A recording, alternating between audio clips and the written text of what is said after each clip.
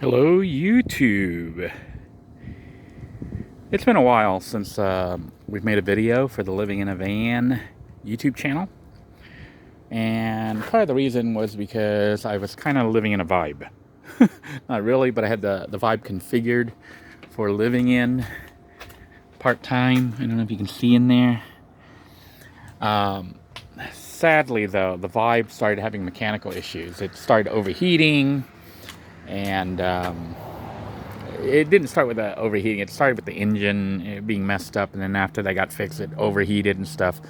And I kept trying to fix it, sinking more and more money into it, trying to figure out what was causing the overheating issue, which we still haven't resolved at this point. And decided to give up on it, and went ahead and made a decision to purchase a new vehicle. And the new vehicle that I ended up getting, which I just got delivered just now, just like less than an hour ago, I went to Orlando and ended up buying this 2010 Dodge Grand Caravan, which, remember, little blue is Grand Caravan. This is a Grand Caravan 2010 SXT. I think it's the best equipped one of the Grand Caravans, if I recall correctly. So it's quite a nice van for being used. It's about 13 years old, and I bet you know what I'm going to do with it.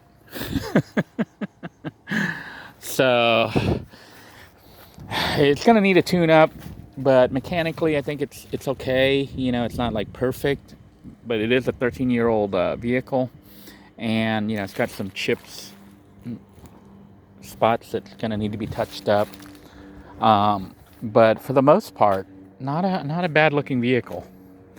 And interior wise, it looks almost like it's brand new. I mean, it's immaculate. You know, I haven't cleaned it out or anything, but they had it fairly cleaned. The people who owned it before. Actually, from looking at the Carfax history on this thing, it had 5 different owners. So with me, I'm number 6. Oh, and the door's kind of automatic. You know, even the fob on it can control the doors, and the fob's kind of weird. It's like this is what the new keys look like for these vans. It doesn't even look like a key anymore. It's got this weird thing on here that you actually stick into the key slot there. It goes in just like a regular key. You stick it in there and you turn it like a regular key, but it looks like this instead of a key. Isn't that weird? But it's got a remote control for the doors, which sometimes works, sometimes doesn't. I don't know what's going on. I'm trying to open that other one. Okay, so it was this one to open the other one. And I don't know, sometimes it opens, sometimes it shuts. There's something not working. like if I try to shut this one, I want to shut, but if I hit the other one, it'll shut automatically. So, you know, kind of neat, but a failure point. Interior wise, it's very clean. Not like little blue that I had to scrub and do all that. Even the ceiling, the roofing material is nice. It's got, those aren't DVDs, they're storage bins, and it's got like air conditioning controls, vents for each seat. So, you know, and there's like built-ins here, so that'll make it perfect when I go to adapt this vehicle for Vanlife. This is going to be my travel vehicle for the next couple years when I retire and actually plan on taking more road trips. So we're going to try to rig this van for 2 people for not full-time living, but part-time camping living, you know, living in a van part-time when we're traveling. So that's what the goal will be. And what's really cool about it is the seats are the stow and go seats, so they can actually fold and go into the floor, go underneath there. The middle seats as well as the rear can do that, and I think the rear can even like flip backwards.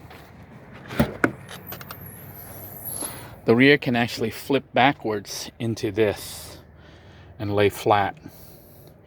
or it can, I think it flips backwards and then it folds and becomes flat. So all the seats can stay in the car, and yet you could have like the cargo area completely open.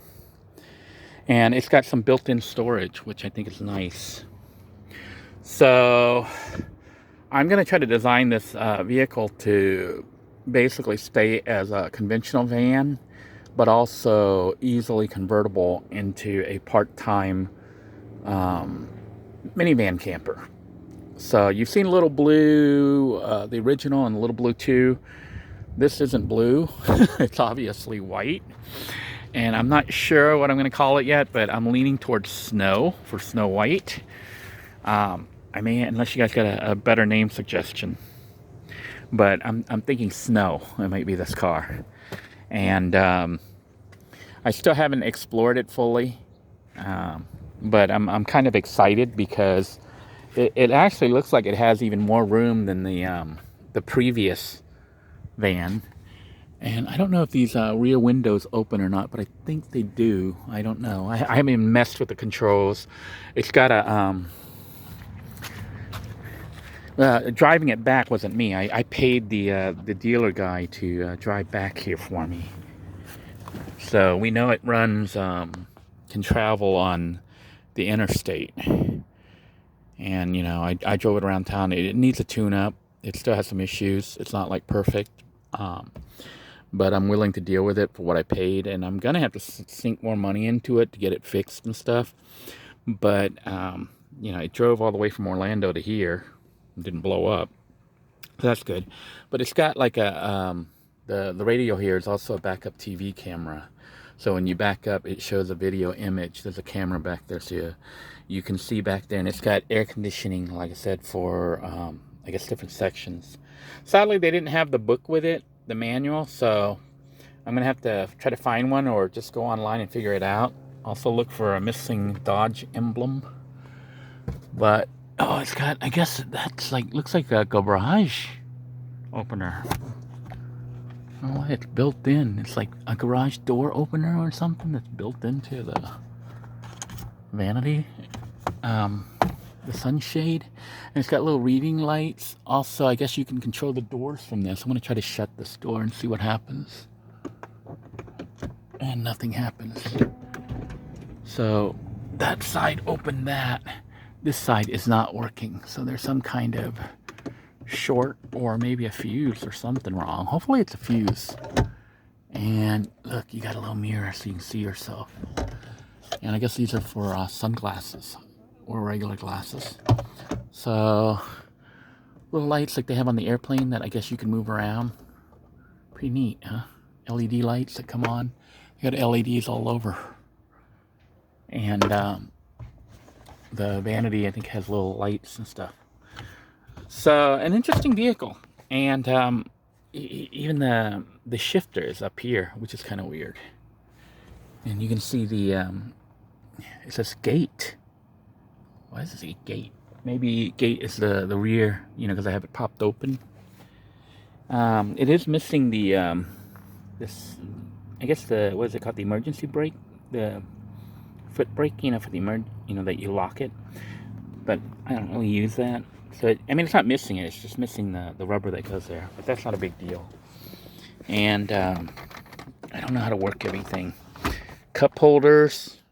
What this is. Axe. Yeah. I think this is smell. This is to make the car smell better. So, got cup holders here. It's got a storage bin that I think can come off. I think that, I don't know, I'm assuming that unscrews it and you can remove this. But I'm thinking it might be a good size depending on how big an ice chest would go in here. So it's got that's kind of built in a little bit. And, you know, the center area there has an aisle.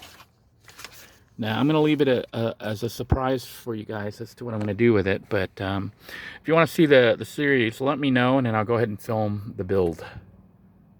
Until next time, everyone, take care. Let me know your thoughts. Have a great day, everybody.